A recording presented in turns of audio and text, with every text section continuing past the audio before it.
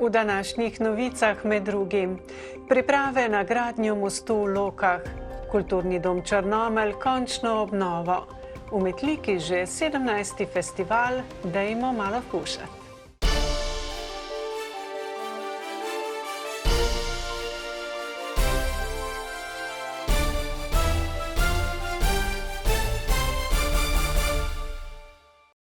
Lepo pozdravljeni.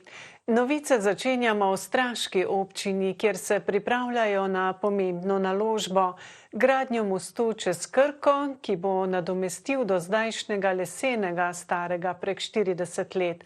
Tega je zop časa kljub rednemu vzdrževanju do dobra načel.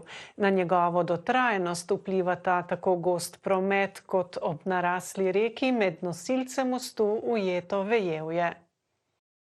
Po besedah župana Dušana Krštinca imajo izdelan projekt za pridobitev gradbenega dovoljenja, ki je vložen na upravni enoti. Dejansko imamo še za urediti eno, stavbno pravico in potem tudi pričakujemo gradbeno dovoljenje.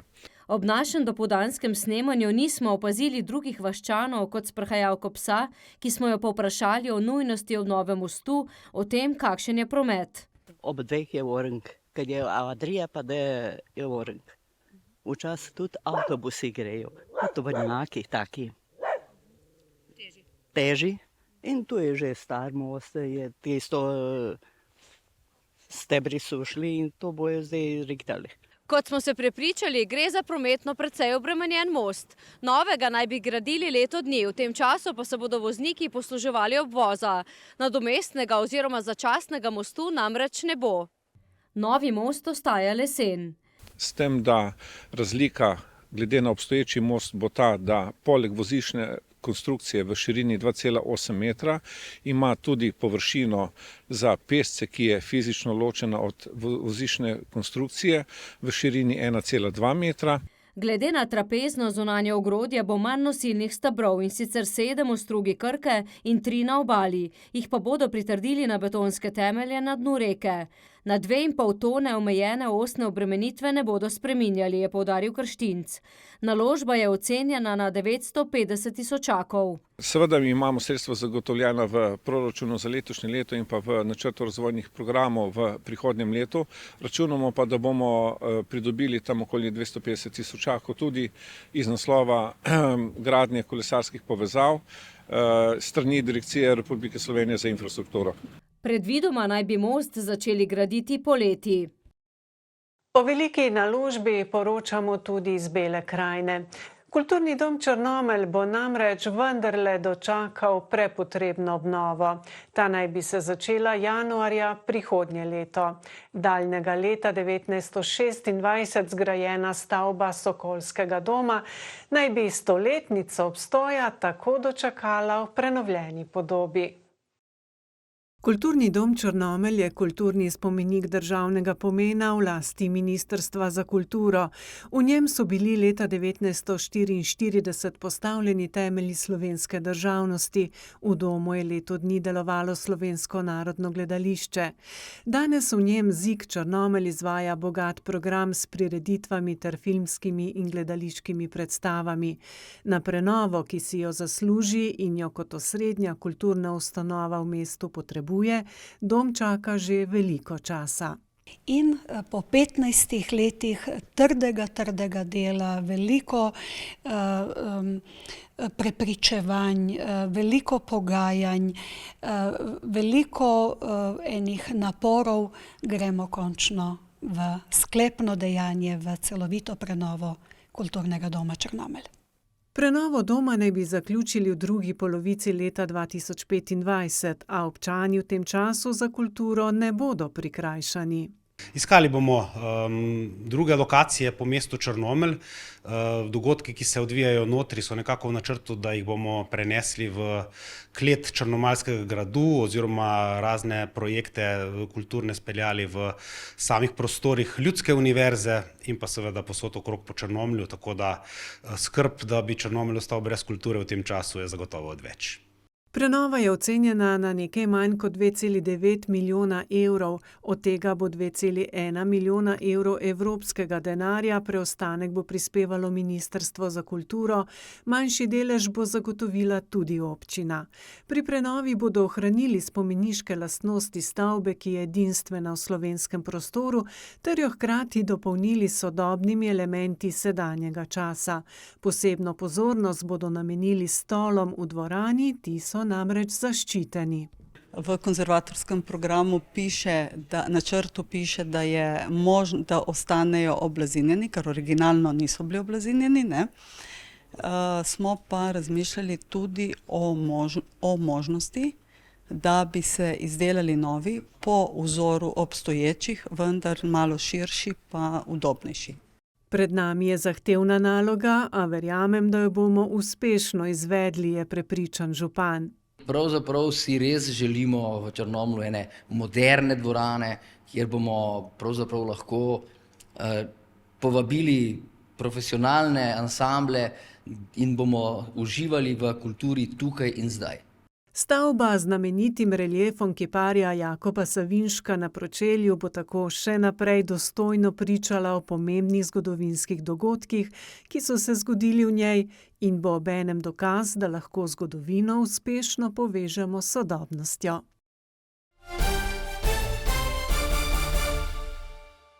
Gasilci so nepogrešljivi pri zaščiti in reševanju v številnih primerih naravnih nesreč in ujem.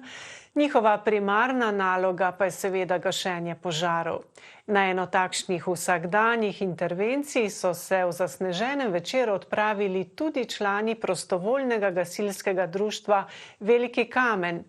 Požar uspešno pogasili, povratek nazaj pa se je nekoliko zavlekel. Aktivirani so bili zaradi dimniškega požara. Tam se je požar uspešno pogasil, pregledal vse s termokamero s pomočjo poklicne gasilske enote in potem smo se počasi začeli vračati domov. Pri povratku je prišlo do zdrsa cisterne in smo se prevrnili v vrt. Na zasneženi cesti Branko Klavžar, sicer že skoraj 2 desetletji poklicni voznik zimske službe, cisterne ni uspel zadržati na cesti. Očitno je bilo, da se je že kamioni oziroma kombiji so zvozili cesto in je v tem poledenela. Ko smo se spustili navzdol, nekaj časa je šlo v redu, potem pa avto začel drseti. Delal sem, kar sem lahko, ker sem ga vozil. Zadnji del vozila je zdrsnil v ovinkov iz vozišča in smo se prevrnili. Pri tem sta se 2 gasilca tudi poškodovala.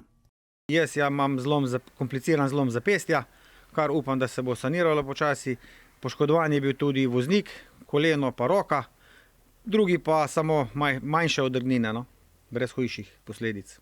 Nesreča pa k sreči ni ostala neopažena. Minister za obrambo in državni sekretar na Ministrstvu za obrambo, gospod Medved, sta se kar angažirala pri tem in zagotovila nadomestno cisterno pri Gasilski zvezi Zagorja. Cisterna je sicer sodelovala tudi pri gašenju največjega požara v Sloveniji doslej. Bili smo na Krasu 2-krat, 3 izmene, tako da je kar služil svojemu namenu. A konec dober, vse dobro. Nadomestno cisterno naj bi dobili do konca tedna.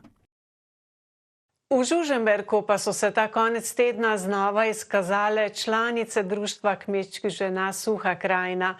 Pripravile so tradicionalno razstavo suhokranjskih dobrot, seveda pa poskrbele tudi za njihovo pokušino. Razstavne mize so se ponovno že 27-tič šibile pod takšnimi in drugačnimi dobrotami, ki jih je pripravilo okoli 30 parov pridnih in sposobnih rok. Žene so poskrbele za zares raznovrstno razstavo. Od kruha, pletenice, kvašenega, drobnega peciva, šunka v testu, razne dobrine, kar jih žene pripravijo. Otroci iz vrtca osnovne šole so nastopili, sodelujemo iz osnovne šole, vinogradnike, čebelarje, izdelki iz medu ter ročna dela. Lahko rečem, da sem navdušena. Zelo dovršeni izdelki, zelo lepo dodelani, res, tle se vidi ogromno truda, ogromno natančnosti, ur dela. Srce ti kar zaigra, ko tole vidiš, res so se potrudile, karkoli pogledaš, vse je res lepo, no. Ja, jaz sem zelo ponosen na to razstavo, 27 po vrsti. To je resen dokaz, kako se naše gospodine, kmečke ženske trudijo in da tako razstavo pripravijo vsako leto, da to tradicijo treba ohraniti, pa ne samo zaradi nas, ampak zaradi naših otrok in pa seveda starejših, ki so nam tudi to vzgajali. In ravno to je eden glavnih namenov tega dogodka, da se te dobrote ne pozabijo, da ohranjajo. Kulturna dediščina naših dedkov in babic. Imamo tudi pletenih košar, ker je že od naše članice oče star kar krepko 90 in še zmeraj se trudi z ročnimi deli. Med vsemi dobrotami je bilo res težko izbrati zgolj eno. Ne bi rad izpostavljal ene, ker se po vseh, ker naše žene, gospodinje znajo pripraviti take dobrote, da ne bi rad ene izpostavljal, ker so vse dobre in pa seveda slastne. Jaz sem en sladkosned, povsem. Naj bo meso, naj bo karkoli sladkega, vse. Razstava je bila tudi v znamenju nedavnega kulturnega praznika. Za bogat kulturni program so poskrbeli učenci osnovne šole Žužemberk. Naslednja novica pa ni za tiste z dobrim posluhom in občutljivimi ušesi. V Kulturnem domu Metlika so po 2 letih premora znova pripravili glasbeni festival Dajmo malo fušat. Nastopilo je 15 skupin iz Bele krajine in širše. Dogodek so izvedli že 17. organiziral pa ga je Javni sklad Republike Slovenije za kulturne dejavnosti območna izpostava Metlika. Kot so zapisali v vabilu, je to festival za tiste, ki nekaj znajo, pa ne preveč. V glavnem so to vse fantje, ki so nekoč nekje igrali tudi malo bolj resno, ne? Potem pa je pa to nekaj podobnega kot vojaške vaje. Pokličeš tega in tega je fušanje in pa se kar neke skupine dobijo, naredijo 2-3 vaje in rečejo, da za fušanje bo dobro. Videli in slišali smo pretežno belokranjske glasbene umetnike. Prišli so tudi iz Novega mesta, Varaždina in celo Chicaga. Prav vsi so bili posebni, omenimo skupino Vuki, Ne kar te kaj zamerit, Boco Rolix, Kafergeist. Po meni je fušanje tak luškan festivalček, v bistvu taka dobra energija je, vsak je dobrodošel. Mislim, meni je lepo to nastopati. Tudi če ni popolno, važno, da se imamo fajn. Tu je vsak res srcem. Pač, ajde, eni imajo malo bolje izoblikovano, eni malo bolje znajo, eni malo manj, pa kaj. To je važno, da se zabavamo. Veseli nas, da je korona mimo, da se znova družimo na odru, kakor tudi na pripravah pred odrom, se pravi vse vaje, katere potekajo pred fušanjem, se pravi, to je malo čudno, vaje za fušanje pred fušanjem, ampak vsekakor nekaj treba pokazati, ne moremo res priti dobesedno fušati. No, nekateri so bili pri tem bolj, drugi manj uspešni. Je pa res, da se velik del nastopajočih drži reka, bolje, da te je 5 minut sram, kot pa celo leto vaditi. Vsekakor gre za enega najbolj priljubljenih dogodkov v Metliki, kar je dokazala povsem polna dvorana Kulturnega doma. Naša majhna kulturna dvorana že počasi poka po šivih, več let zapored.